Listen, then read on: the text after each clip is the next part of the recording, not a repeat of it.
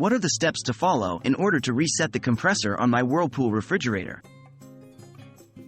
Hello everyone. Today, we're going to discuss how to reset the compressor on your Whirlpool refrigerator. The compressor is a crucial component that enables your fridge to keep your food cool. Sometimes, it may face issues that require a reset. Don't worry, it's a simple process you can often do yourself without needing a professional. Why might I need to reset my compressor? The compressor in your refrigerator might need a reset if your fridge isn't cooling properly, if it's making unusual noises, or if it's completely non-responsive. Resetting the compressor can often fix these issues by forcing the refrigerator into a restart. However, please note that if the problems persist after a reset, it might indicate a more serious issue and you should contact a professional.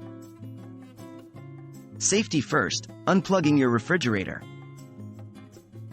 The first step to resetting your compressor is to unplug your refrigerator. It's essential for your safety to disconnect the appliance from the electrical source before performing any maintenance tasks. Just pull the plug out from the wall outlet. Waiting period. Once your refrigerator is unplugged, you need to wait for about 15 minutes.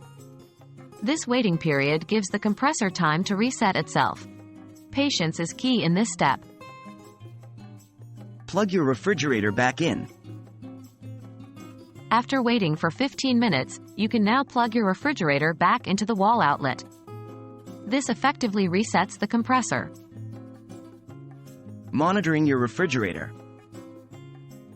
Once your refrigerator is plugged back in, monitor it closely for the next few hours. Check to see if the original issues are resolved, and that it's cooling effectively. If problems persist, contact a professional. So, there you have it. Resetting the compressor of your Whirlpool refrigerator can be a simple process, and it can often solve minor issues your fridge may be experiencing. However, always remember, if the problems persist, it's important to consult a professional technician.